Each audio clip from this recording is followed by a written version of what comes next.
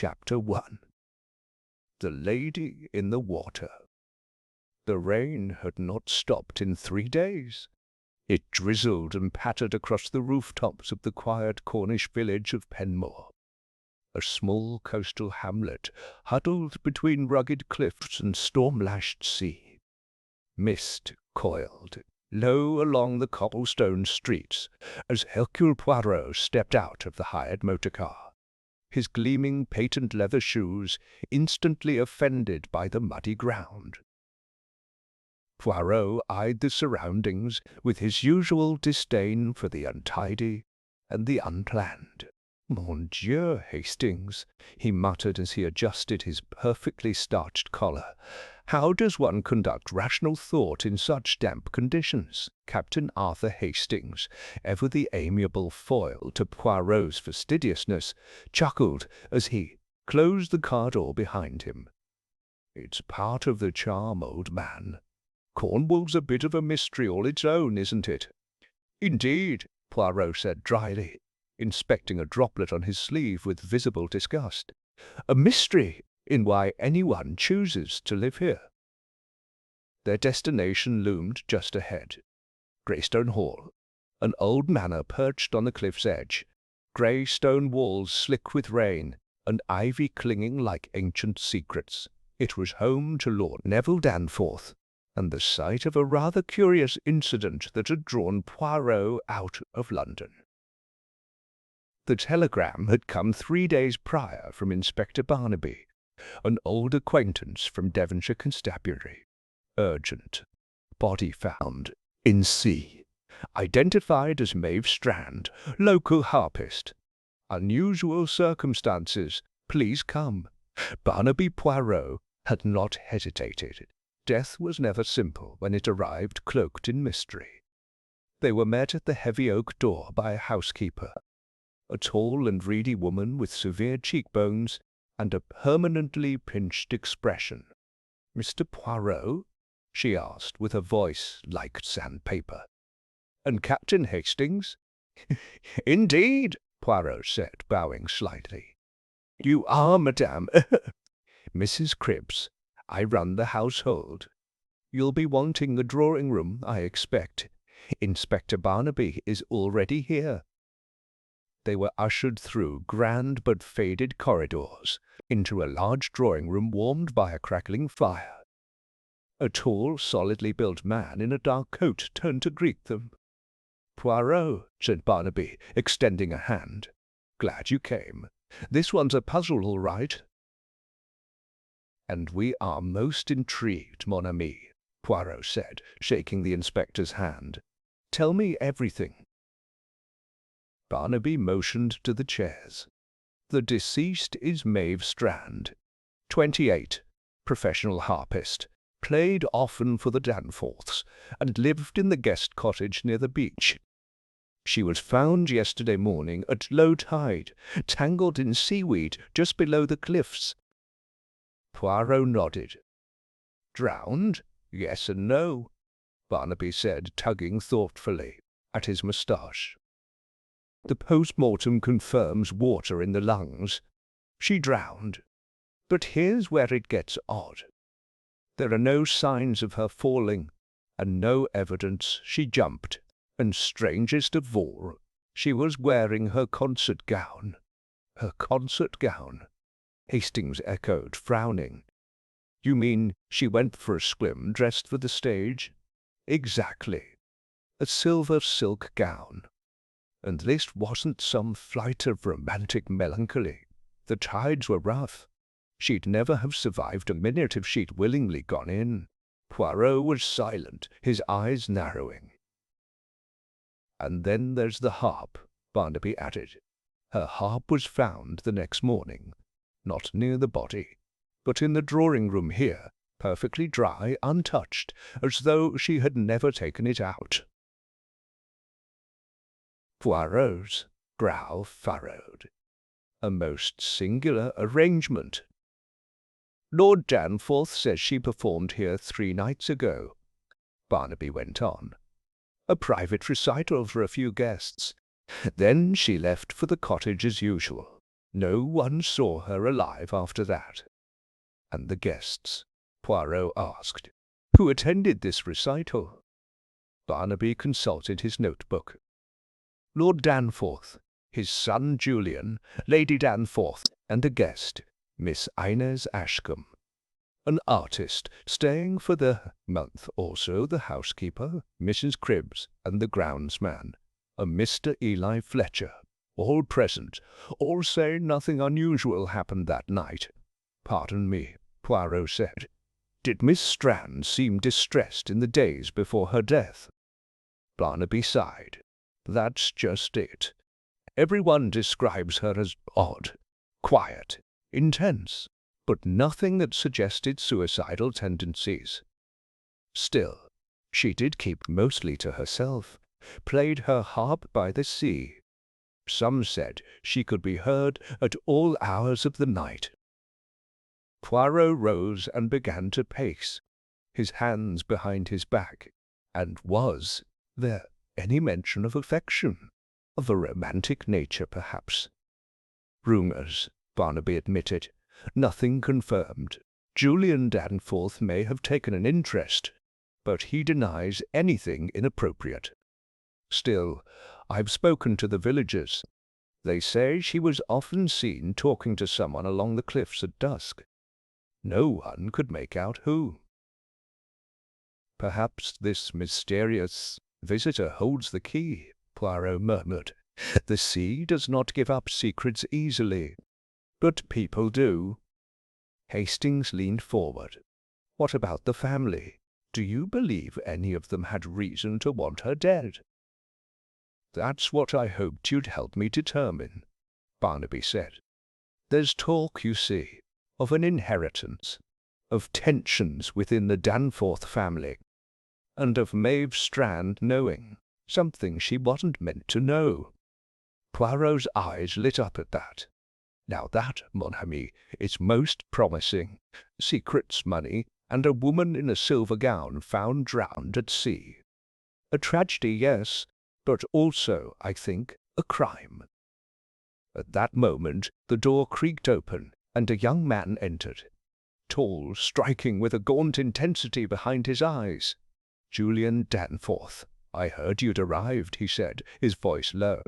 I suppose you'll want to speak with all of us? Poirot inclined his head.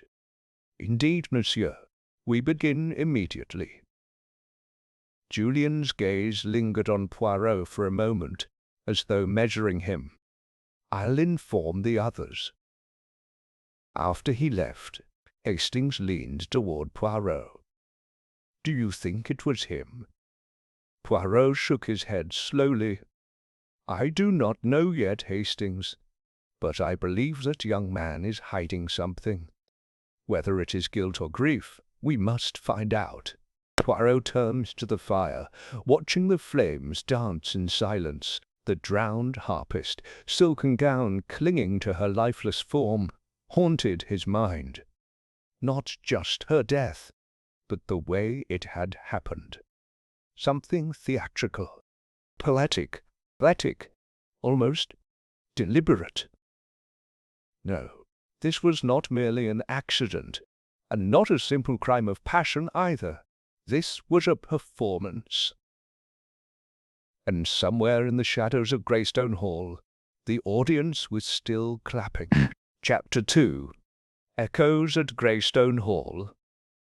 Julian Danforth stood at the tall window of the music room, his hands clasped behind his back, the rain tracing crooked lines down the glass.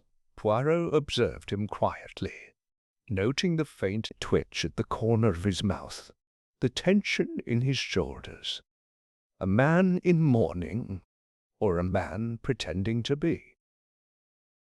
The last time I saw Maeve, Julian said without turning, she was standing just where you are, Monsieur Poirot. She liked to play here in the mornings before the house stirred. Said the acoustics pleased her. Poirot stepped closer to the harp in the corner. It was a beautiful instrument, tall, golden, its strings glistening in the low light. but there was something unsettling about it now, as though it mourned its player in eerie silence. "You were fond of her, yes?" Poirot asked gently. Julian finally turned, his expression unreadable. "I admired her talent. She was different. Strange, some said. But she brought something to this house that it hadn't had in a long time. Music. Feeling." Poirot nodded, his gaze drifting back to the harp. "And did you love her?" Julian blinked, as though startled by the bluntness of the question. "No, at least, not in the way you mean. I think I wanted to. But she kept herself apart from all of us. Even when she smiled, it was as though her mind was somewhere else, somewhere deep." "You believe she took her own life?" "No," Julian said at once. "Maeve was many things. Fragile, perhaps, but not suicidal. She would never have gone into the sea. Not like that." Poirot regarded him for a moment longer, then nodded. "Merci, Monsieur Danforth. That will be all for now." As Julian left the room, Hastings leaned in. He seemed sincere. "Perhaps," Poirot murmured. "Or perhaps he is merely a good actor. Let us speak next with the guest, Miss Ashcombe." Miss Ashcombe, when introduced to Poirot, was everything her reputation as a bohemian painter suggested. Her hair was cropped close, dyed a shade of violet that shimmered like oil in certain light. She wore a long black velvet coat and rings on every finger. Her eyes, however, were sharp as glass. "She was an exquisite subject," Inez said as she reclined in the drawing-room chair. "I'd just begun sketching her. Something about the way she held herself, like she belonged in another century. You don't forget a face like that." "Did you know her well?" Poirot asked. "As well as she allowed," Inez said. "She didn't like to talk about her past, though she hinted at it. Once she said the sea had taken more from her than it had ever given." "Did she have enemies, Miss Ashcombe?" "Enemies?" Inez let out a dry laugh. "Everyone here pretended to adore her. Lord Danforth praised her in glowing terms. Julian hovered around her like a moth to flame. Even the housekeeper softened a bit when she played. But Maeve knew too much." Poirot perked up. "Knew what, precisely?" Inez's smile faded. "That's the question, isn't it? I think she learned something she shouldn't have. Maybe from Lord Danforth, maybe from someone else in the house. And once she knew, she couldn't unknow it. That kind of knowledge, it changes things." Poirot's mind whirred. Inez was observant, perhaps dangerously so, and he wondered what she had left unsaid. They next interviewed Lady Helena Danforth, who received them in the morning-room with the air of a queen forced to entertain commoners. "I cannot imagine why Inspector Barnaby felt it necessary to summon you, Monsieur Poirot," she said, pouring herself a cup of tea with practised elegance. "Maeve's death, while tragic, was clearly an accident." "You believe she fell?" Poirot asked. "Of course, those cliffs are perilous, especially in the rain. And Maeve had moods." "What kind of moods?" Lady Danforth waved a hand. "Melancholy. Artists often do. She would walk the cliffs alone, staring at the sea as though expecting it to speak to her. It was only a matter of time." Poirot studied her. Her tone was dismissive, but her fingers trembled ever so slightly as she raised her cup. "Forgive me, madam, but was there tension between you and Miss Strand?" Lady Danforth stiffened. I did not dislike the girl. I found her presence here unnecessary. Julian had developed a tendency to romanticize things since his return from the continent, and she fit perfectly into his little fantasy of tragedy and beauty. But we tolerated her for the sake of peace. Hastings spoke up. Did you know of any relationships Maeve had outside the house? A suitor, perhaps? Lady Danforth's expression turned cold. If she had one, she kept it very private. As I said, she was secretive. Merci, madame, Poirot said, rising. You have been most helpful. As they left the room, Hastings frowned. So, Lady Danforth disliked her. Julian was obsessed. Inez thinks she knew a secret. What should you make of it? Poirot clasped his hands behind his back. Each has a motive of some kind. But I am most interested in the notion that Miss Strand had begun to remember something. Something that frightened her. They decided to visit the cottage next, Maeve's sanctuary, perched just above the narrow beach path. It was a charming little stone structure nestled into the hillside, the windows streaked with salt. Inside, the air still held the scent of lavender and sheet music. A teacup sat cold on the table. A scarf hung on the back of a chair, as though waiting to be worn. Again Poirot examined the room carefully. He moved slowly, touching nothing, but observing everything. "Look here," Hastings said, pointing to a desk. A small journal sat open, ink still fresh on the last entry. The tide comes higher each night. The dreams are returning. I saw her again, standing on the rocks. She was singing. Poirot read it twice, then looked toward the sea. You see, Hastings, this is no ordinary drowning. Miss Strand believed she was being haunted. Haunted? Poirot nodded slowly. Or perhaps warned. Back at Greystone Hall, Mrs. Cribbs stood in the hallway, arms folded. Done poking. About then, have you? Poirot turned to her. Tell me, madam, did Miss Strand ever speak of anyone, someone outside the house, perhaps from the village? Mrs. Cribbs sniffed. Spoke little to anyone, that one. But yes, there was a man. Fisherman, I think. Wore a grey cap. Met her by the cliffs now and then. I asked once who he was. She said only, he knows what happened. He remembers. Poirot's heart quickened. Did you get his name? No, but he smelled of brine and old smoke. Lived down near the pier, I'd wager. Poirot turned to Hastings. Come, mon ami. We must find the man with the grey cap.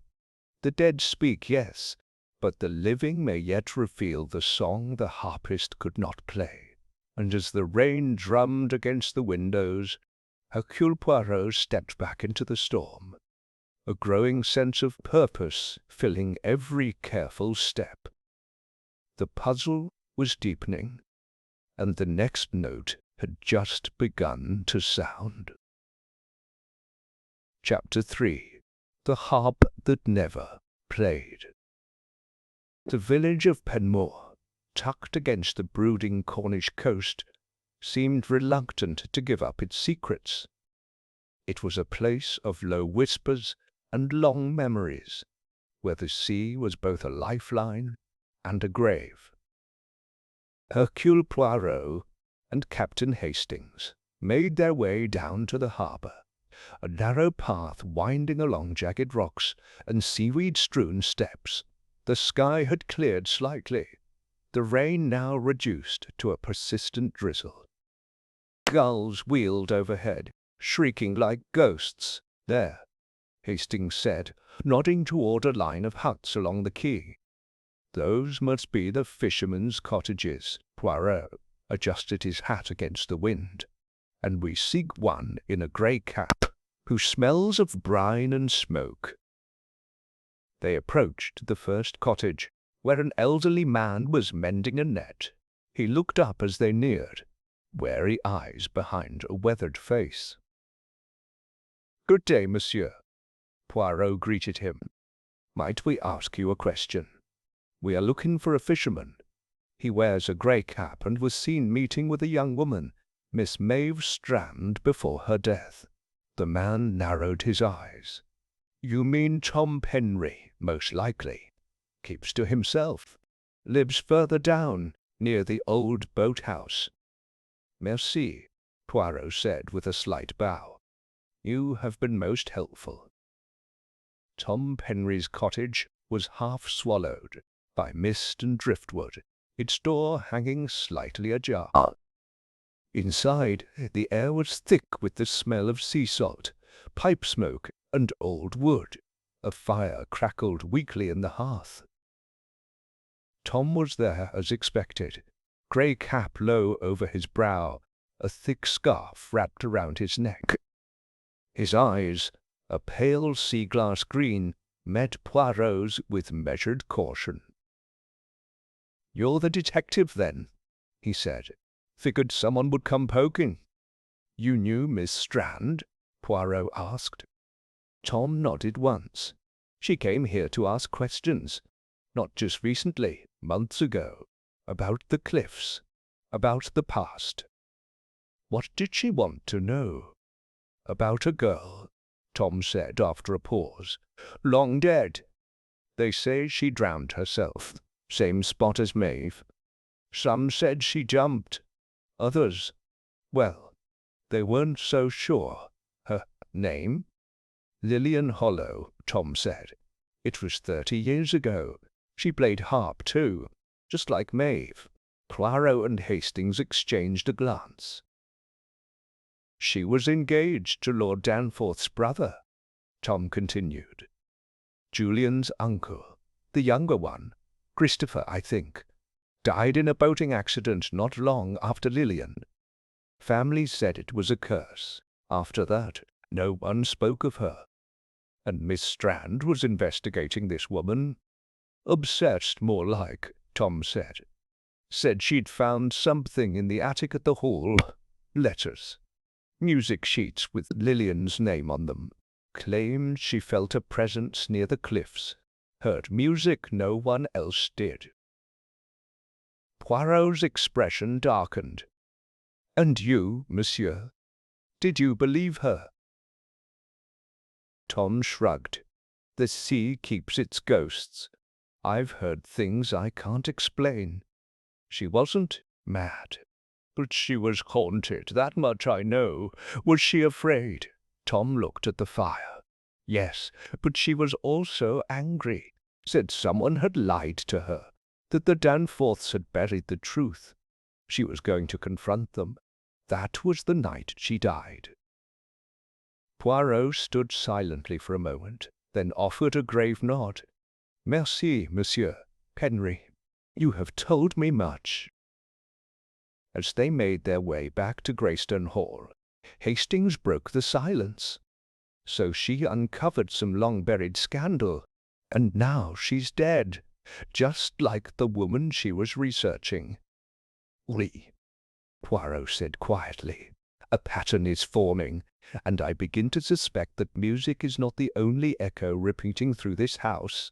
When they returned to the hall, they found Inspector Barnaby waiting by the grand staircase, a folder under his arm and a puzzled expression on his face. "Poirot," he said, lowering his voice, "just got back from speaking with the coroner. Again, something odd's come up." "Go on," Poirot said, eyes narrowing.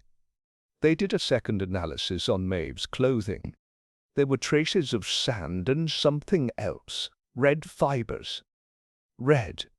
Hastings asked. "From what?" "From a curtain," Barnaby said. "Velvet. The kind they used to have in the old music room before it was redecorated." Maeve must have been there before she went to the cliffs, but no one mentioned it. Poirot's eyes flickered. Was anything else found? Barnaby hesitated. Yes, a faint bruise on her neck, beneath the hairline, initially missed. It suggests she may have been struck or grabbed. Poirot's face turned grim. Then we are no longer dealing with doubt. This was no accident. He turned sharply. On his heel. Hastings, to the music room. There's something I must see. The music room had been closed off since the incident, but Poirot requested it opened. Dust lay in thin veils across the instruments, and the scent of age and polish lingered. Poirot walked slowly, his eyes searching every corner, every forgotten nook. He paused near the far end, where heavy curtains once hung. Now there remained only brackets and a faded outline on the wall. Here, he murmured, running his finger along the edge of the wall. There were curtains, red velvet, perhaps a place where someone could conceal themselves. He turned to Hastings. You remember the recital, the last night she played. Perhaps someone followed her here afterward. Perhaps she discovered something she should not have, something about the past, something about Lilian Hollow. Precisely. Poirot pulled open a cupboard at the side of the room. Inside were old music programs, scores, and tucked at the back, a yellowed folder with the initials L.H. embossed in gold. He opened it. Inside were handwritten scores, notes, and one startling document, a marriage license application. Lilian Hollow and Christopher Danforth.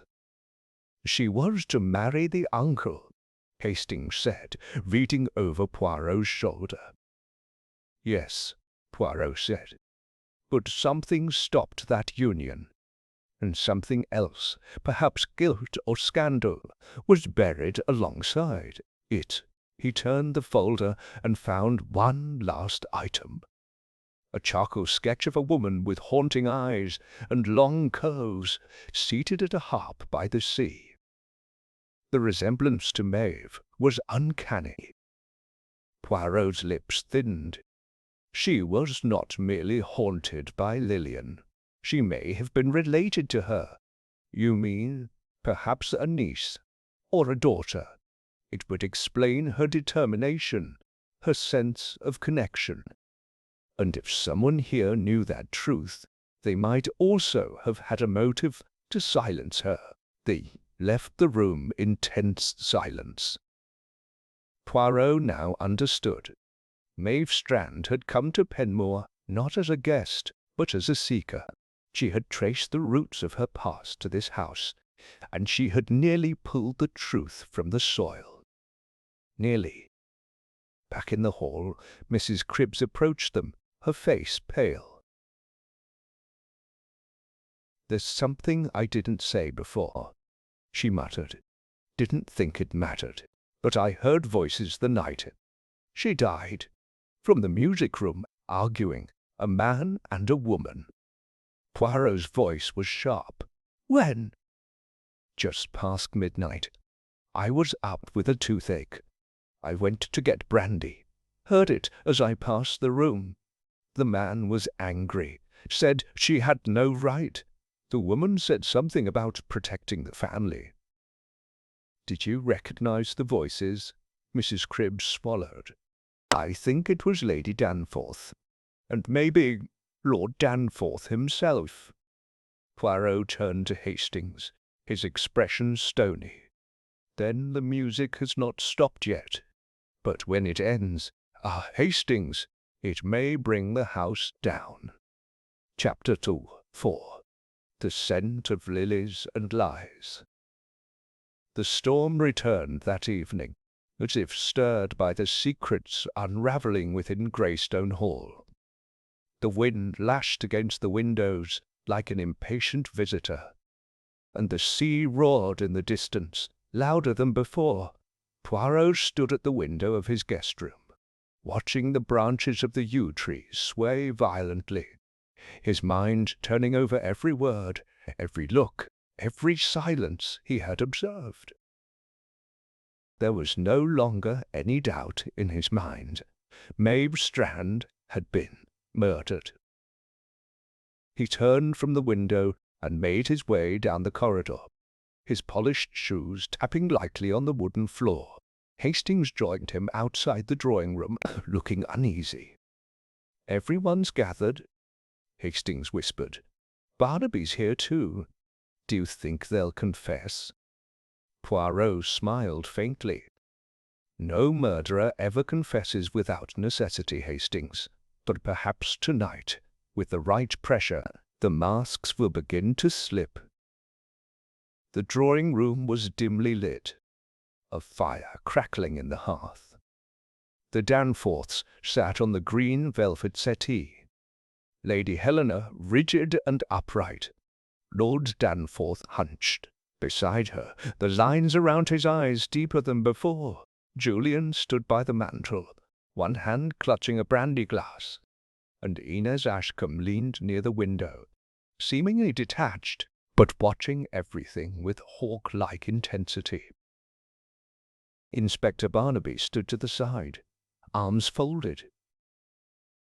Poirot stepped forward, clearing his throat with a courteous bow.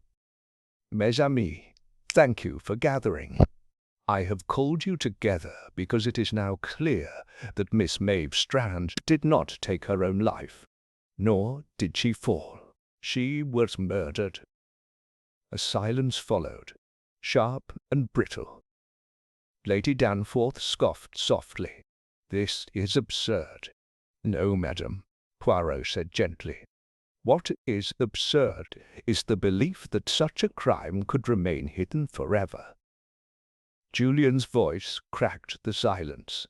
"You're saying someone here killed her?" Poirot's gaze swept across the room.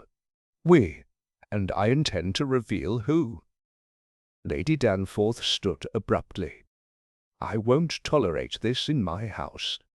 You've come here, stirred up old tragedies, and now you accuse us of murder." Poirot raised a hand. "Not all of you, madame, but the truth must be spoken. Let us begin with what we know. Miss Strand was investigating a woman named Lillian Hollow, a harpist like herself, a woman engaged to Christopher Danforth, who perished mysteriously at sea." Lord Danforth let out a groan, his hand shaking. "We were told never to speak of it again." "My brother, he was a good man, but the scandal—" Poirot's eyes gleamed. "Yes, there was a scandal, and I believe it did not die with Christopher." Reached into his coat and retrieved the folder he had discovered in the music-room.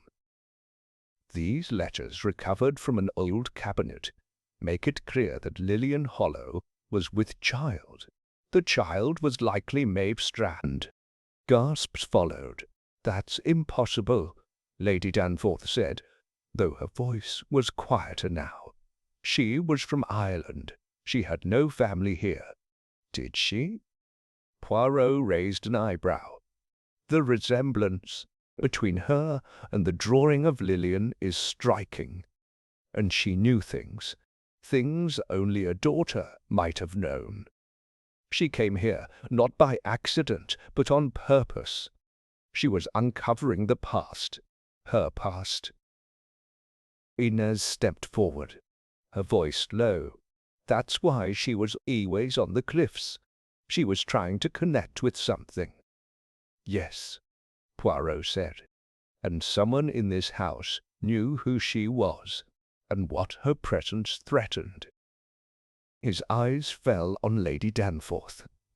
"Tell me, madam, you were present? Tell me, madam, you were present the night she died? Mrs. Cribbs heard voices in the music-room.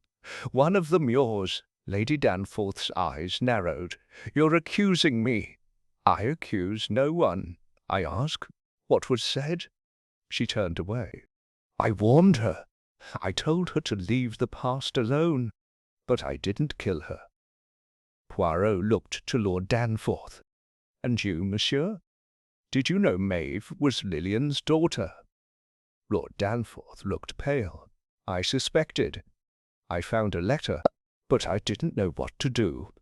Helena said if it came out, it would ruin the family.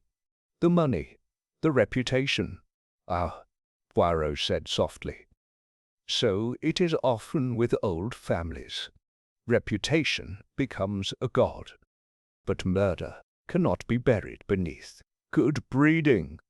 Julian slammed down his glass. "This is all madness. My father was distraught. My mother's been living in fear. But Maeve, she wasn't a threat." Poirot stepped closer. "And yet, monsieur, you were heard shouting at her the night she died. You told her she had no right." Julian's jaw clenched. "I was angry. She confronted my mother, accused her of covering up Lillian's death. I told her to stop, told her to go back to Ireland." "And when she didn't?" Poirot's voice was low now. "Did you follow her to the cliffs?" "No." But Poirot was already turning. "No, you did not, because by then someone else had taken matters into their own hands." He turned to Inez Ashcombe. A pause. "Inez," he said softly, "you were close to Maeve, but you told me she was becoming obsessed, that she knew too much. And you said it with admiration, but also with fear." Inez's eyes flickered. "What are you saying?"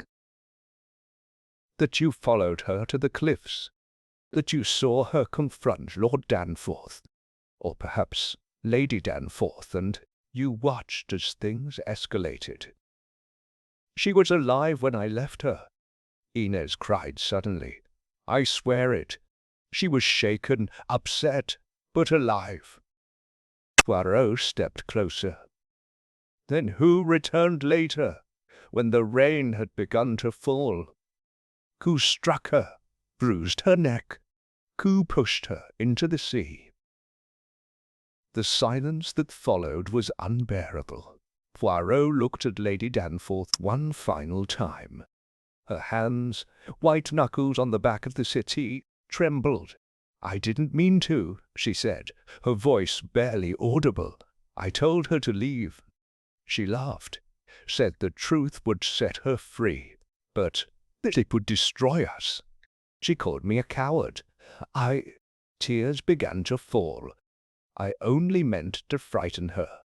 I grabbed her arm. She slipped. She hit the rocks. There was so much blood. I panicked. I dragged her to the edge. Let the sea take her. I thought if she vanished, it would all go away." Poirot closed his eyes. "But the sea does not forget, and neither does justice." Barnaby stepped forward and gently placed a hand on Lady Danforth's arm. She did not resist. As she was led from the room, the fire crackled again, louder now, and Poirot turned to the rest of the room, where silence reigned. "The past," he said quietly, "is never dead. It only waits to be heard again, like the last note of a forgotten melody." Hastings exhaled slowly. "Good Lord, Poirot, she really did it." Poirot nodded once. "Yes, but it was guilt that kept her silent, not cunning. In the end, the murderer was not the most cunning of them all, but the most afraid." Outside, the storm began to pass, and somewhere, far out to sea, the echoes of a harp seemed to fade into the waves. Chapter 5. Voices from the Past. The morning after Lady Danforth's Confession dawned grey and muted. The storm had passed, but in its wake lay a heavy stillness that settled over Greyston Hall like a shroud. The air carried the scent of wet stone and salt, and the house, though not empty, felt hollow. Poirot sat at the breakfast table with Hastings, sipping strong black coffee from a fine porcelain cup. Across the table, Hastings pushed a kipper around his plate, appetite dulled by the drama of the night before. "I still can't quite believe it," he muttered. "Lady Danforth, of all people. She seemed so controlled, so regal." "Ah, but, mon ami," Poirot replied, dabbing his mouth with a napkin, "even the most elegant vase may hold bitter water. Her poise was not a shield, but a disguise, but to kill her, her niece, essentially. She saw her not as family," Poirot said softly, "but as a threat, a ghost from a buried chapter. Maeve represented shame, scandal, the very things the Danforth name could not tolerate. It was a choice between legacy and justice, and she chose the former." Before Hastings could reply, the door opened and Inspector Barnaby entered, hat in hand, his expression as serious as ever. "Morning," he said. "Didn't want to interrupt your breakfast, but there's a complication." Poirot raised an eyebrow. "Ah, it is never quite over, n'est-ce pas?" Barnaby gave a grim nod. "It's Lord Danforth. He's vanished." Hastings blinked. "Vanished? What do you mean?" "He didn't return to his room last night, and no one's seen him since early this morning. His car is still here, but the groundskeeper saw someone walking toward the cliffs just before sunrise." Poirot stood immediately. "Then we must go. At once." The cliffs of Penmore, even in calm daylight, remained a treacherous place.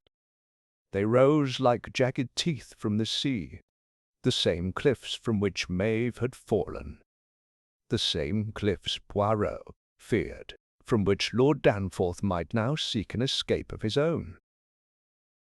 The three men hurried down the winding path, boots crunching against damp gravel and seaweed. Mist curled around the rocks like breath. "There," Hastings pointed. A figure stood at the very edge of the cliff, still as a statue, coat flapping in the breeze.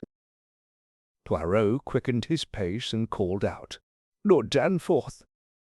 The figure didn't move. When they reached him, it was clear he had been there a while, his eyes glassy, face pale. "I never thought it would end this way," he said, voice hollow. "Helena, she carried it all herself. I was weak." Poirot stepped beside him. "You were afraid." Lord Poirot stepped beside him. "You were afraid." Lord Danforth's lip trembled. "Maeve was so much like her. Zillion. I tried not to see it, but when she played, I knew. And when Helena told me she was gone, that she had... I didn't ask questions. I let it happen." Poirot's voice was gentle. "It is not too late to do right, monsieur, but only if you turn from the edge." For a long moment it seemed the man might step forward, but then, with a sigh, he turned and allowed Poirot to take his arm.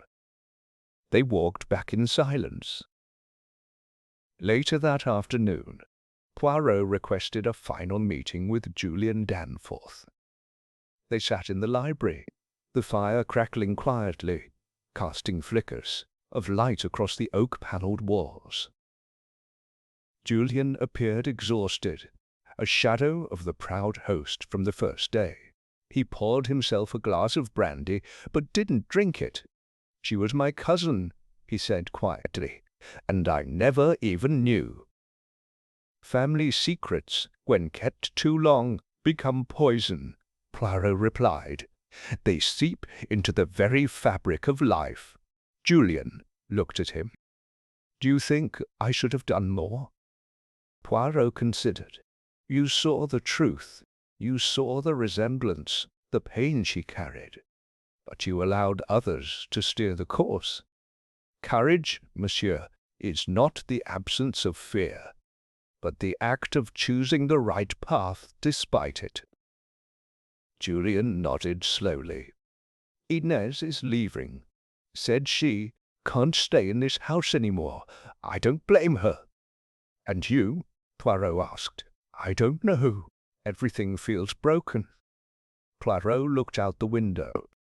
Perhaps, monsieur, this house was always broken. It was just waiting for someone to listen to the music. There was a long pause before Julian spoke again.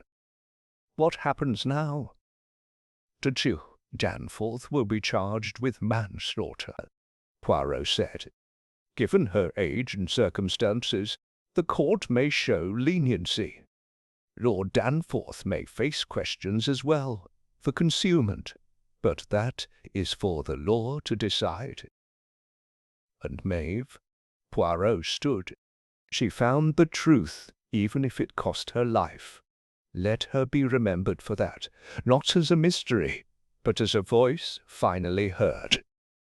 Outside, the sky was beginning to clear, a pale blue emerging from the blanket of grey. Later that evening, Poirot and Hastings packed their things. Their visit to Greystone Hall had been brief, but the consequences would echo for years.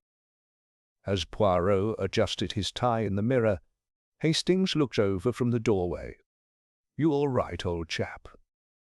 Poirot gave a faint smile. Oui, Hastings, though I confess this case has saddened me. So much pain, all because of a love that could not be spoken, a child denied, and a truth too long buried. Still, Hastings said, you uncovered it. You gave her justice. Poirot nodded. Yes, but it should not have taken her death to do so. They made their way to the front steps where the car waited. As they prepared to leave, Inez Ashcombe approached, her suitcase in hand. I wanted to say goodbye, she said, and thank you. You were the only one who truly saw Maeve. Poirot inclined his head. She left behind music, mademoiselle, and mystery, but also meaning. Do not let that be forgotten. I won't, she said softly. I'm going to finish what she started, publish her compositions, tell her story. Poirot smiled a little more warmly. Then perhaps, at last, she will rest. As the car rolled away from Greystone Hall, the house behind them faded into the mist once more, grand, crumbling, and forever changed, and in Poirot's mind he could still hear the faint echo of a harp drifting over the cliffs, mournful and proud. Chapter 6. A Fingerprint in Wax. The train carried Poirot and Hastings southward, the English countryside slipping past the windows in a blur of soft greens and golds. Poirot sat quietly, his fingertips pressed together, his gaze turned inward. Hastings opposite him fiddled with his newspaper, but had given up trying to focus. I say, Poirot, Hastings said finally, you've hardly spoken since we left Devon. Still thinking about Maeve? Poirot stirred, offering a faint smile. Oui, Hastings. Though the case is closed, there are always threads that remain in the mind. Memory is a curious companion. Do you think you'll take another case right away? No. I think I shall rest the little grey cells for a few days, but alas, rest often invites new puzzles. As if on cue, the compartment door slid open, and a conductor stepped in, holding a telegram on a silver tray. Telegram for Monsieur Poirot, he said. Poirot raised an eyebrow, accepted the envelope, and opened it with practised ease. His eyes moved swiftly across the page. Then he folded it and tucked it into his pocket with a sigh. "Well," he said, "it seems retirement must wait once again." Hastings perked up. "Another case. Mais oui. An acquaintance of mine, Miss Penelope Dervaux, has requested my presence at her estate in Oxfordshire. A sudden death. Her cousin drowned in her bath. The police have ruled it accidental, but Penelope suspects otherwise." Hastings groaned. "Another drowning. Indeed, it seems the waters are restless this spring." They arrived at Dervaux Manor the next day. Set in the heart of the Chiltern Hills, the estate was less imposing than Greystone Hall, but no less storied. Ivy crept along its walls, and the scent of lilac filled the air. Miss Dervaux greeted them at the door, tall, sharp-eyed, and dressed in a manner both refined and severe. "Hercule," she said, clasping his hands, "thank you for coming." "Always, mademoiselle," Poirot said warmly. "Tell me everything." They were shown into a sunlit drawing-room, where tea had been laid out with meticulous care. Miss Dervaux poured with steady hands, but spoke with a certain tension beneath her precision. "My cousin Livia," she began, "was found dead in her bath 4 days ago. It was ruled a tragic accident. Fainting, they said. Her heart. But I knew her. She was in perfect health, and she was frightened recently." "Paranoid? Of what?" Poirot asked. Miss Dervaux hesitated. "Of being watched. She said someone had entered her room at night, that things were being moved, but there were no signs of forced entry, no missing items." "Did she suspect anyone?" "She wouldn't say. Did she suspect anyone?" "She wouldn't say. She'd become withdrawn. Played the piano for hours, always the same piece, something melancholic. I think she was trying to tell me something, in her own way."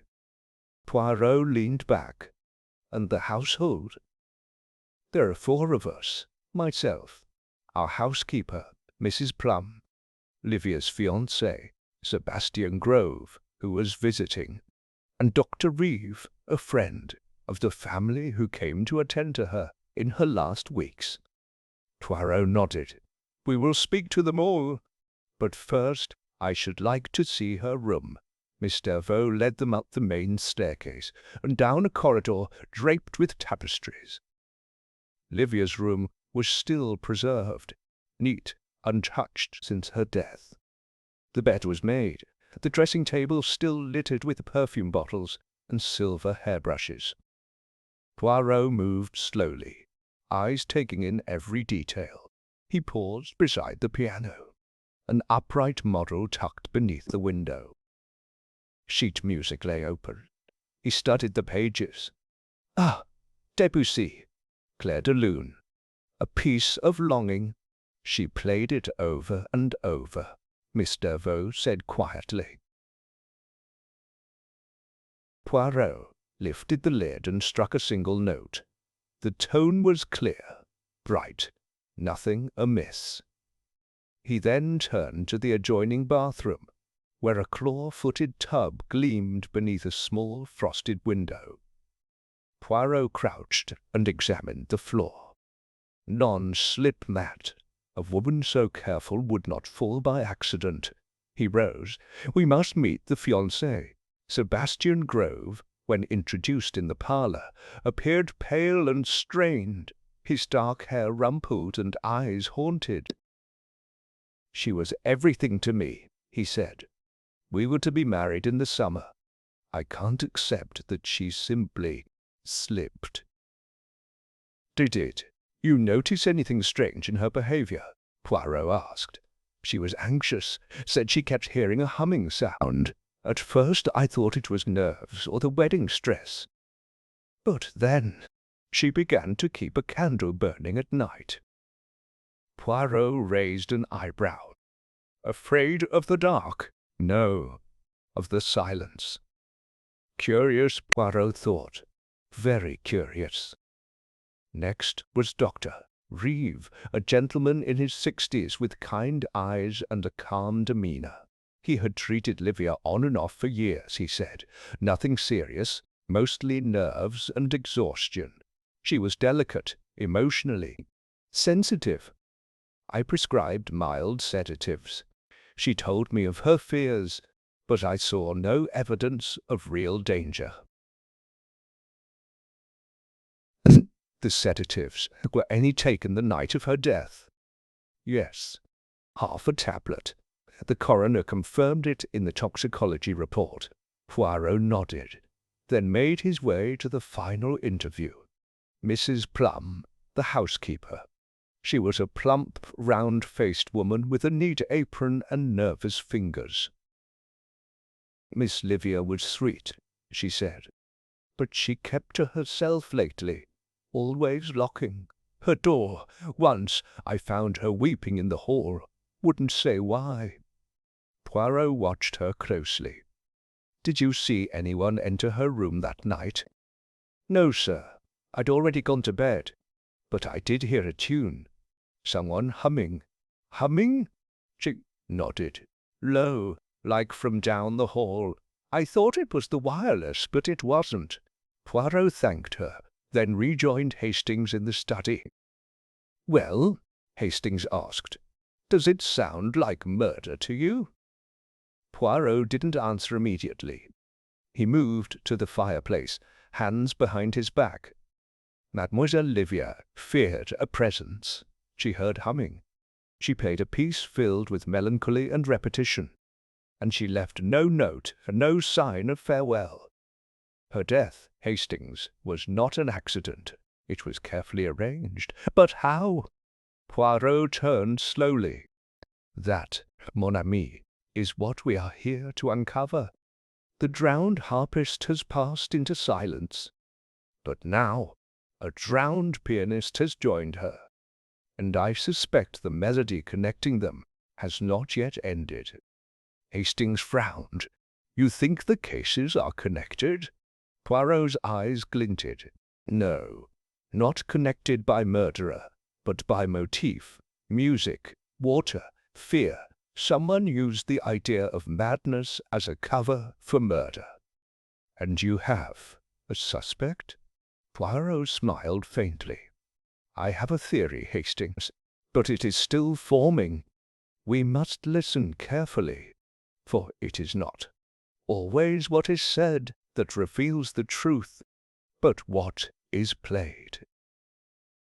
Outside, the sun dipped behind a bank of clouds, and the long shadows of Devaux Manor crept across the lawn like reaching fingers. Chapter 7. Beneath the surface rain fell in a soft, persistent drizzle the next morning, tracing silver rivulets down the windows of Devaux Manor.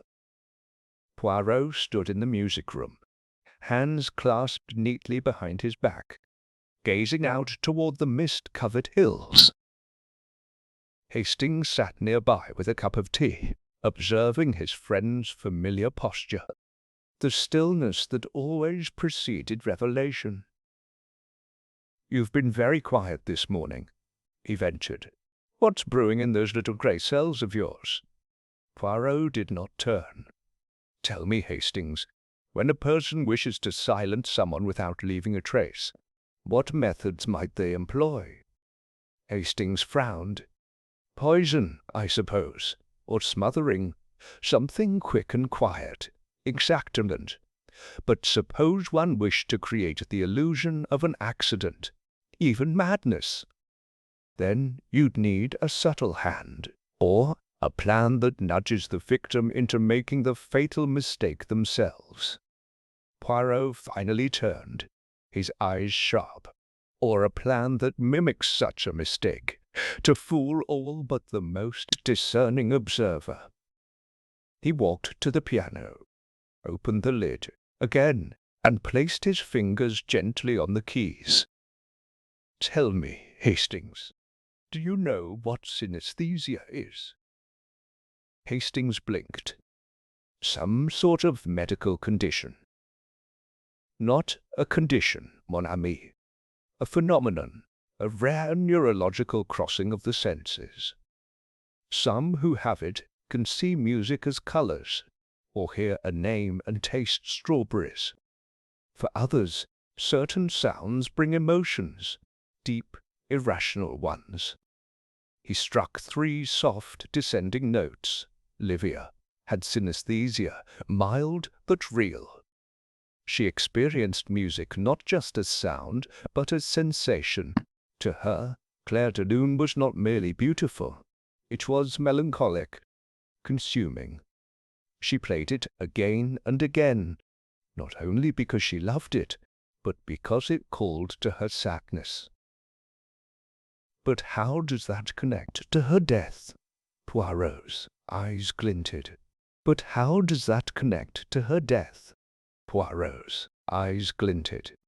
Someone knew how music affected her, how it triggered something deep and emotional, combined with subtle fear, a mild sedative, and clever manipulation. It could be used to disorient her, perhaps even fatally. Hastings was still puzzled. But surely that's not enough to drown someone in a bathtub. No, not on its own. But allow me to elaborate.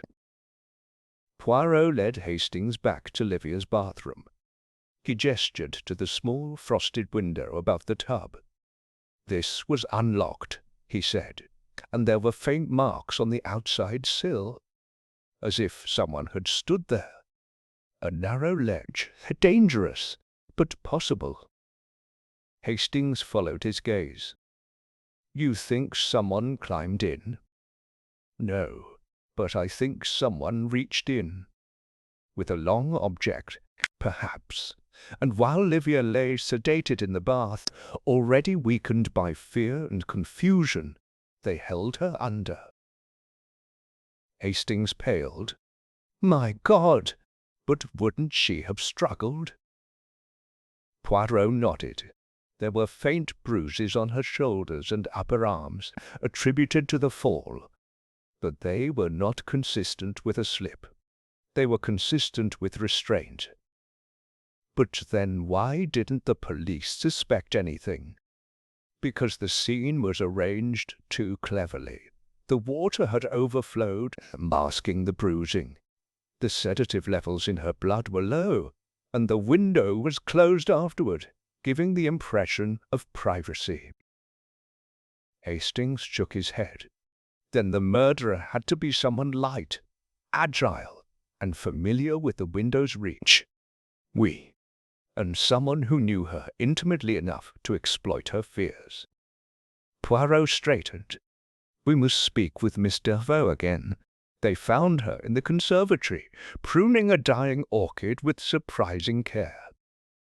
Miss Dervaux, Poirot said gently, I must ask you to cast your mind back. Did Livia ever speak of humming, or a tune she heard that no one else could? Penelope froze, shears poised in mid-air. Yes, she mentioned it once, a few weeks ago. She said she woke up and heard someone humming the piano piece, but lower, slower. It frightened her. And did she tell you who she thought it was? No, but she seemed afraid of Mrs. Plum. She never said why. Poirot nodded. I suspected as much. Hastings looked startled. The housekeeper? Mrs. Plum is more than a servant. She's been in this household since before Livia was born. She knew Livia's mother.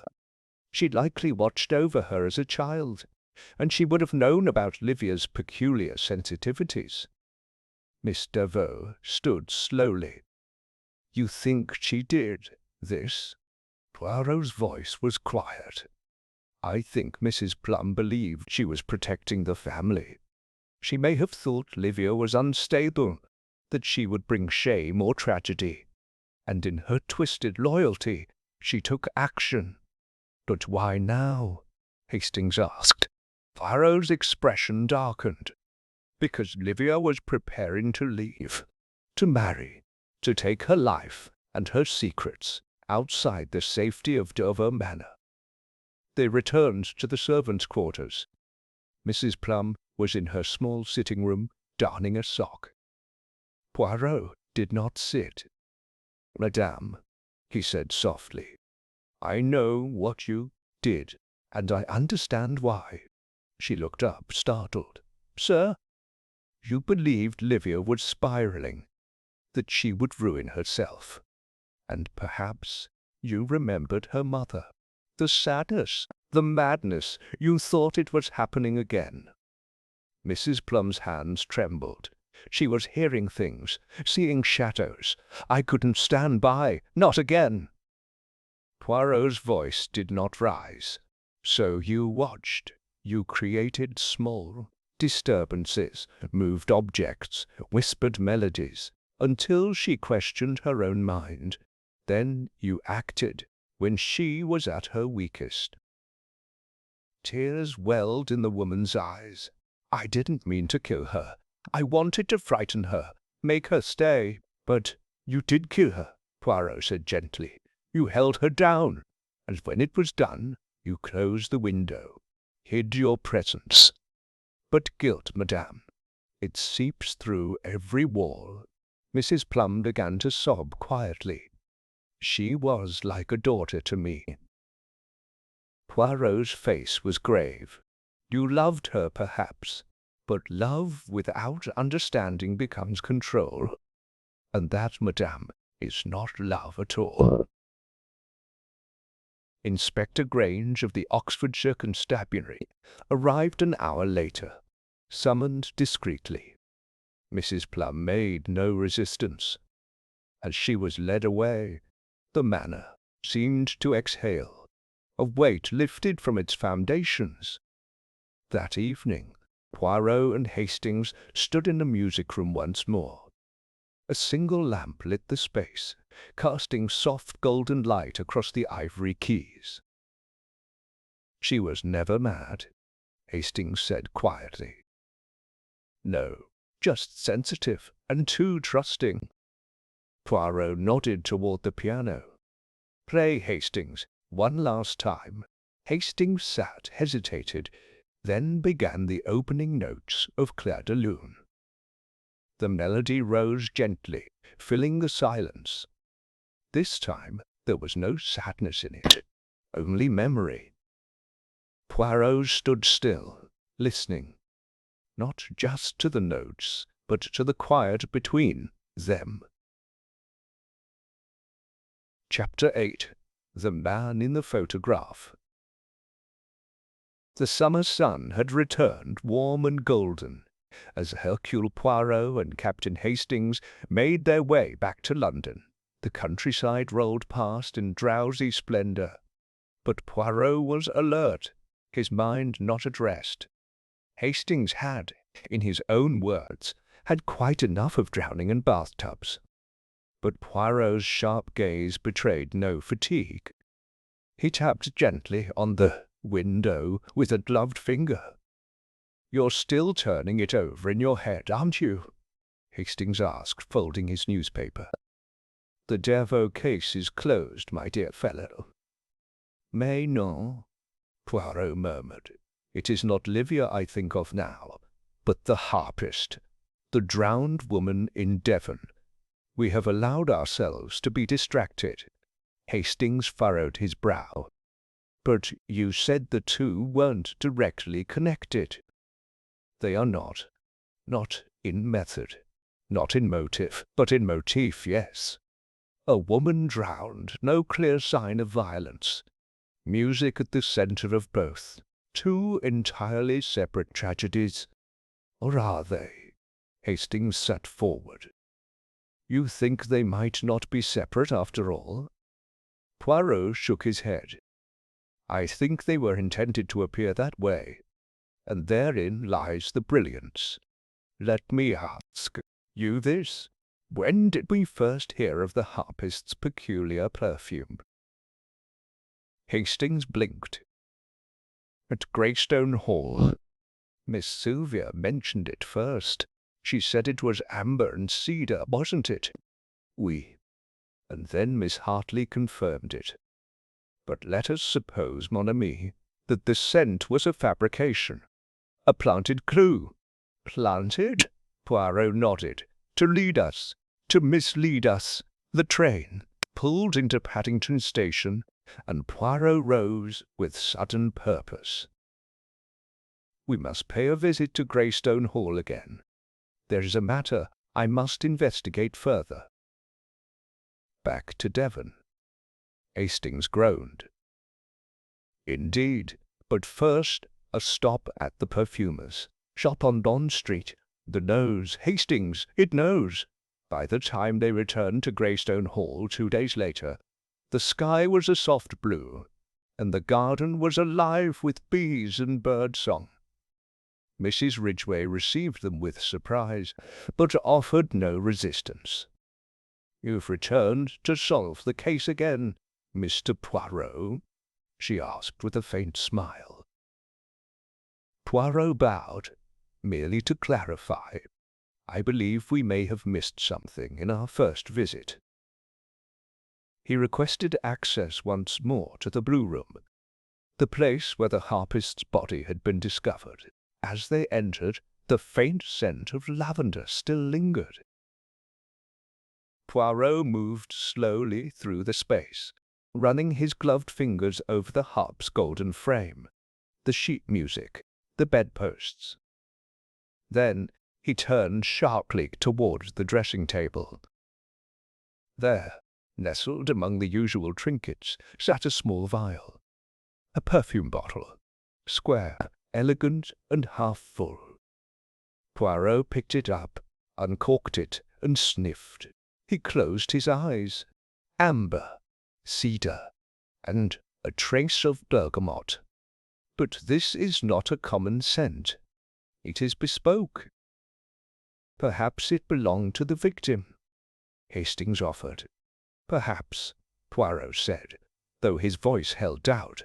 He pocketed the vial and turned back to Mrs. Ridgway. "Forgive me, madam, but did anyone else have access to this room before the police arrived?" She hesitated. "No, except for one of the guests, Mr. Lionel Rowe. He said he wanted to retrieve his book from the window seat. I didn't think anything of it at the time." "Ah, Monsieur Rowe." Poirot exchanged a glance with Hastings. That evening, Poirot sent word to Lionel Rowe, requesting a private conversation at his club in London. The reply came swiftly. Rowe would receive him the following afternoon. They arrived at the Reform Club promptly at 3. Rowe was waiting, dressed immaculately in a pinstriped suit, sipping brandy, as if he hadn't a care in the world. "Ah, Poirot," he said, "still chasing mysteries?" "Indeed, monsieur," Poirot replied, sliding into the seat opposite. "And you, still playing games of your own?" Rowe smirked. "You'll have to be more specific." Poirot withdrew the perfume vial and set it on the table between them. "You placed this bottle in the harpist's room after her death." Rowe's expression didn't change. "Why would I do that?"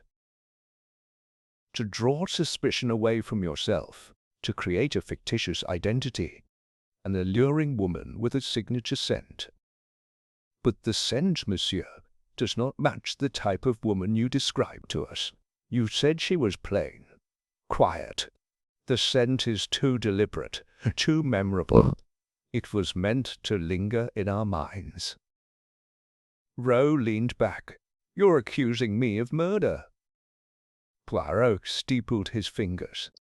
"I am accusing you of deception. As for the murder, I believe you are not the perpetrator, but you know who is." Rowe's bravado wavered. "I think you are involved in something with the victim," Poirot continued. "Perhaps not romantically, but financially. She may have known something, or threatened to reveal something. And when she died, whether by accident or foul play, you panicked. You attempted to reframe the narrative. Rowe downed his brandy in one gulp. You don't know what you're talking about. Poirot stood. No, monsieur, I know exactly what I am talking about. And if you do not tell me what you know, the next person you speak to will not be me, but Inspector Japp. He turned to Eve, then paused. Oh, and monsieur, your cologne. It contains the same base notes as the perfume. An odd coincidence, n'est-ce pas? Rowe said nothing. Back at Whitehaven Mansions that evening, Poirot sat in his armchair, hands steepled once again. Hastings paced. So you think Rowe didn't kill her, but knows who did? Oui. He fears blackmail or implication. But he also fears the truth. Then what now? Poirot leaned forward. We return to the original scene. Not the blue room, not the perfume, but the body, the water, the hands. The hands? Oui. In the first post-mortem report, there was mention of calluses, not on the fingers, on the palms, and that, mon ami, is not a harpist's signature. It is the signature of someone who lifts, who hauls. Then she wasn't a harpist. She was pretending to be one, or was made to appear as one. And that, Hastings, is the key. Poirot stood, eyes gleaming. Tomorrow we speak with the coroner, and we find out who the woman really was. Chapter 9. The face that wasn't hers. It was a crisp, clear morning when Poirot and Hastings arrived at the coroner's office in Exeter. The red brick building stood in dignified silence among budding trees, the scent of spring filling the air. Inside, Dr. Helen Forsyth greeted them with quiet efficiency and led them to her office, a space of precise order and faint antiseptic smell. I reviewed the body myself, she said, as she closed the door behind them. Unusual case. She had no identification, but there were no obvious signs of trauma beyond the drowning. Poirot nodded. And the calluses? Dr. Forsyth retrieved a folder and flipped it open. Yes, the palms, specifically the heels of the hands, consistent with someone who performed heavy lifting or repeated physical labor. Not at all what one expects from a harpist. No scars or nicks on the fingertips? Poirot asked. None. Her nails were immaculate, groomed even. And the fingerprints? Sent to Scotland Yard and Interpol. No matches. Dr. Forsyth looked at Poirot curiously. You suspect she was not who she appeared to be? I suspect, madame, Poirot said gravely, that she was made to appear to be someone she was not. He took the file gently from her hands and studied the medical sketch of the woman's hands. The hair was dyed. The perfume was planted. The harp was a stage prop. But the calluses, those, they are the truth. Hastings looked at him sharply. A decoy? Exactly. A woman chosen to play a role in death. But who chose her? And why? Poirot stood, bowed to Dr. Forsyth, and said, Merci, madame. You have been most helpful. Outside, the spring breeze carried with it the scent of daffodils and distant sea spray. She wasn't a harpist, Hastings repeated, stunned. So who was she? Poirot stared down the quiet street. A worker, a porter perhaps, or someone who moved crates, boxes. He turned sharply. The docks. They arrived at the port in Plymouth later that day. A grey fog beginning to roll in from the coast. Poirot led the way through the narrow alleys near the shipyards, past taverns and sailors' dens, until they reached a small shipping office labelled Ardent Maritime Freight. Inside, the smell of brine and oil hung thick in the air. A grizzled man behind the desk looked up warily. "Help you?"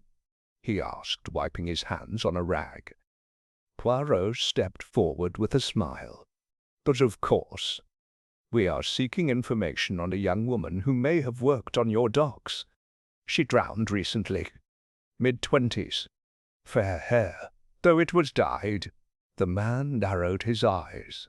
"There's lots of girls passing through, mate. She would have had calluses on her palms, strong. Likely helped move shipments or assisted on smaller boats." That detail struck a chord. The man scratched his chin. "Now that you say it, a girl like that worked for us a few weeks ago. Used the name Claire. No surname. Strong as a mule.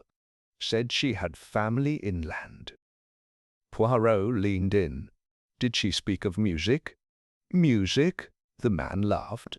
"She couldn't carry a tune, but she whistled constantly." Poirot's eyes lit up. "What tune?" The man furrowed his brow. "'Twas something eerie. Ah, yes, Claire de Lune. Odd tune for a dock girl." "Did she ever speak with anyone about going to Greystone Hall?"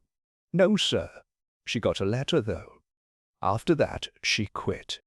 Said she had a job. Private work, she said. Something elegant." Poirot's voice was very quiet. "May I see that letter, if you kept it?" The man shook his head. "She took it with her. But the envelope, I remember it had a wax seal. A fleur-de-lis." Poirot stiffened. "Merci," he said, his voice tinged with steel. "That is all we needed." Back at their inn that night, Poirot sat with the letterhead from Greystone Hall open on the desk before him. A fleur-de-lis seal was stamped in the corner. "The letter came from Greystone," Hastings said. "Someone there hired her under false pretenses, or lured her," Poirot replied. "The question is who, and to what end?" He tapped his fingers lightly against his chin. "They needed a woman, one with no ties, one whose disappearance would not be noted. She was asked to pose as a harpist, but she never played a note. Why fake it?" "Because someone was creating a distraction," Poirot said. "They used her as a decoy, a body in the bath to hide something else." He stood suddenly, going to the window. "I must speak to Miss Hartley immediately." The next day they returned once more to Greystone Hall. This time Miss Hartley met them in the conservatory. She looked tired, older than she had days before. Poirot came straight to the point. "Miss Hartley, do you know who Claire was?" She hesitated. "Claire? The woman who drowned. She used a false name. She was not a harpist. She had no family, but she worked at the docks, and she came here on your invitation." Miss Hartley turned pale. "I didn't know her."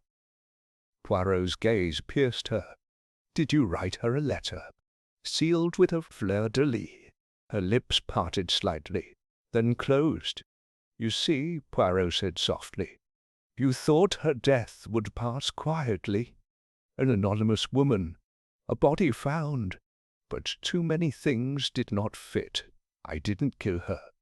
Miss Hartley whispered. "I swear I didn't." "No," Poirot said. "But you brought her here. Why?" Miss Hartley sank into a chair. Her voice was faint. "She looked like my sister, Sophie. They could have been twins." Poirot nodded. "And Sophie was someone important?" She disappeared 20 years ago. Vanished. My parents searched for her until the day they died.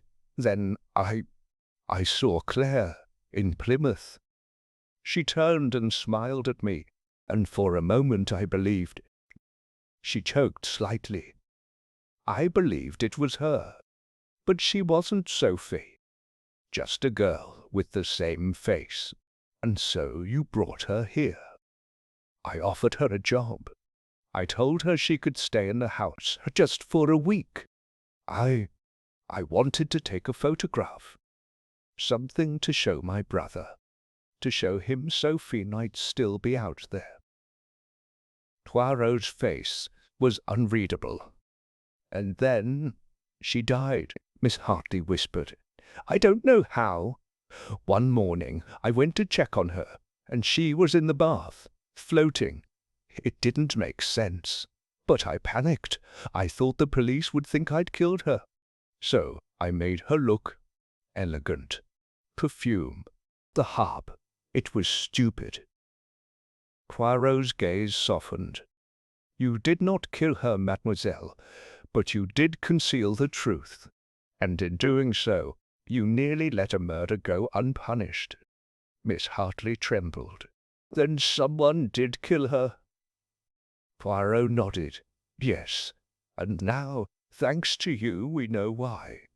Someone was afraid of what she might say, of what she might have overheard, and they used your lie to cover theirs. He stood, and now, mademoiselle, it is time to unmask them. Chapter 10.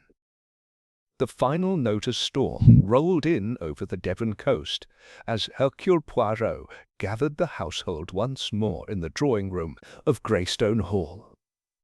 The room, grand and silent, echoed faintly with the patter of rain against leaded glass windows. The hearth glowed low with orange embers. Mrs. Ridgway, Miss Hartley, Lionel Rowe, and a reluctant Inspector Grafton stood or sat in taut silence. Captain Hastings hovered nearby, trying not to pace. Poirot stood by the mantel, arms folded behind his back, his silhouette sharp against the firelight. Mesdames et messieurs, he began, you have all indulged me with your patience. You have endured inquiries, intrusions, even suspicion. But tonight, at last, I give you resolution. He stepped forward slowly. The woman found drowned in the blue room was not a harpist. She was a dock worker named Claire, hired under false pretenses. She was lured here by a letter bearing a fleur-de-lis seal, a detail linking it to Greystone's own stationery. Miss Hartley turned pale, but said nothing. She had no history with the family, no musical training, no acquaintances here. She was, as Hastings called her, a ghost. Poirot paused, watching their faces. But Claire had a face, a striking one that resembled Sophie Hartley, the sister who vanished decades ago. Miss Hartley saw Claire in Plymouth, and, moved by memory and guilt, invited her here under the guise of employment.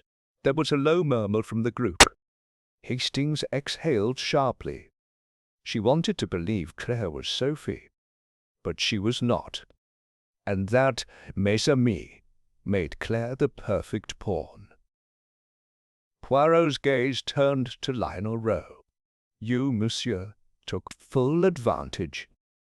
Rowe's face tensed. You're accusing me again. I am not accusing, Poirot said gently. I am revealing. He gestured to Hastings, who produced a folder from his coat.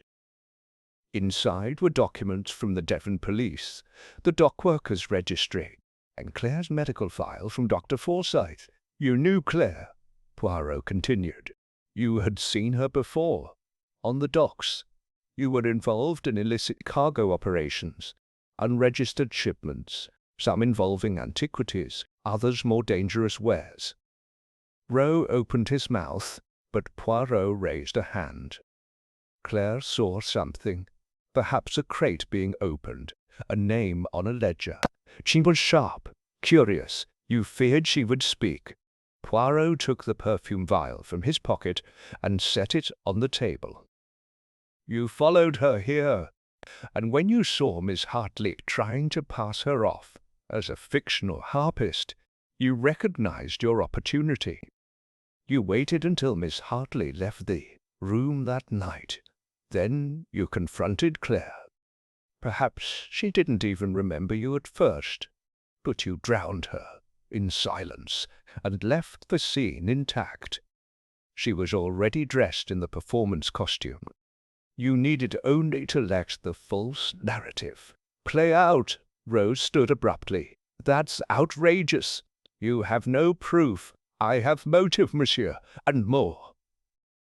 Poirot pulled a small velvet pouch from his coat and opened it. Inside was a ring, silver, set with a dark red stone. This was found hidden in the cushion of the armchair in Claire's room. A ring tied to the Dervaux collection, stolen 2 months ago from a private museum in Paris. Part of the same shipment that passed through Plymouth under your watch. Rose stared, silent now. Poirot stepped closer. She found it in one of your crates. She didn't know what it was, but it was enough. She brought it here, thinking it would make her seem elegant, perhaps truly worthy of the role Miss Hartley asked her to play. But you recognized it. You knew what it meant. Rowe glanced at the door. Do not try, Poirot said softly. The police wait just outside. Grafton gave a curt nod, and 2 uniformed officers entered and placed cuffs on Lionel Rowe's wrists. Rowe stared at Poirot, defiance flickering behind his eyes. It's all for nothing, you know. That girl was nobody. Poirot met his gaze with ice. She was somebody. Her name was Claire, and she deserved the truth. The door closed behind Rowe with a final thud. Later that evening, Poirot and Hastings stood beneath the eaves of Greystone Hall as the rain let up, the scent of wet earth and daffodils in the air. Well, Hastings said, rubbing his neck, another case solved, though I must say I never saw half of that coming. Poirot smiled faintly. That is because you looked with your eyes, mon ami. But I looked with your little grey cells. Hastings finished, smiling. Poirot nodded. Indeed, the lies were clever, but the truth always, it leaves a trace.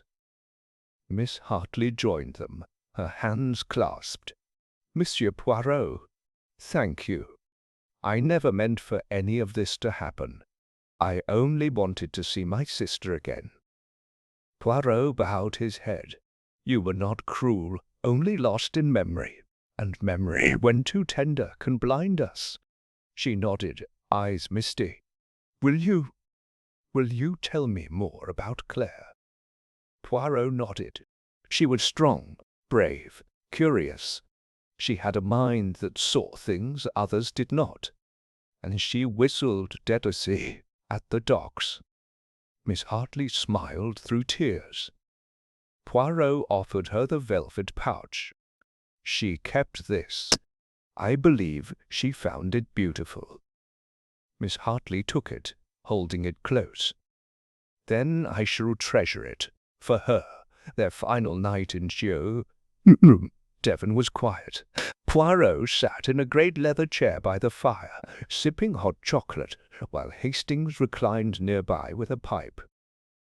So, Hastings said, do you think Miss Hartley will be all right? She is surrounded by ghosts, but perhaps now she may let some of them rest. And what of Claire? Poirot stared into the flames. She was a girl with no name, no past, but in death she has uncovered secrets, unearthed truth, and been mourned. That is more than many receive. He rose and went to the window. Beyond the hills, the sea glistened under the moonlight. Waves whispered to the shore, soft and endless. And so, he said, turning to Hastings, the puzzle is solved. The drowned harpist was never a musician, but she played the final note in a very dangerous symphony. You're becoming poetic, Hastings teased. Perhaps. Or perhaps, Poirot said, eyes twinkling, I simply enjoy a well-balanced chord. They both laughed, and the wind outside sang gently through the trees.